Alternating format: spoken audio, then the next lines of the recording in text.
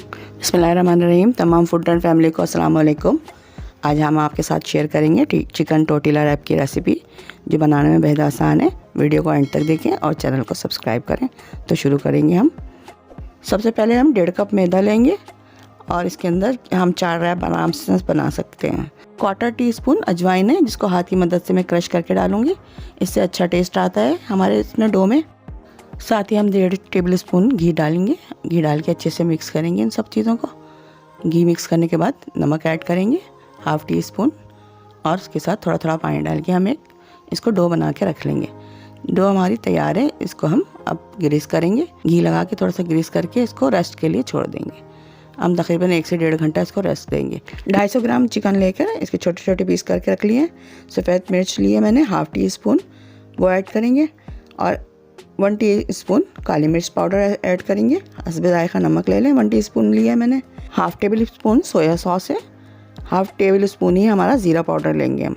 ये दोनों चीज़ें शामिल करेंगे। इसके साथ हम हल्दी पाउडर शामिल करेंगे 1/2 टीस्पून। अदरक लहसुन का पेस्ट लेंगे 1 टेबल स्पून, और 1 टीस्पून हम कुटी हुई लाल मिर्चें ऐड करेंगे। 2 टेबल स्पून साथ में दही ऐड करेंगे, और ओरिगानो लेंगे हम 1/2 टेबल स्पून। तमाम चीज़ें मिक्स करेंगे अच्छी तरीके से। चिकन को मैरिनेशन करके, चिकन को रेस्ट पे छोड़कर हमने जो आटा लिया गूंद के रखा था, उसको लेके हम थोड़े छोटे छोटे से इसके पेड़े बना के रख लेंगे और इसकी रोटियां बनाएंगे। पहले हम पेड़े बनाएंगे, जितने हमारे 4 हमने अंदाज़ा लगाया था कि 4 बनेंगे हमारे, तो हमारे 4 हम इसके पेड़े बना के 4 रोटियाँ बनाएंगे। इसको बेलेंगे, बेल के हम हाफ सेकेंगे। इसको कंप्लीट सेक के नहीं रखेंगे।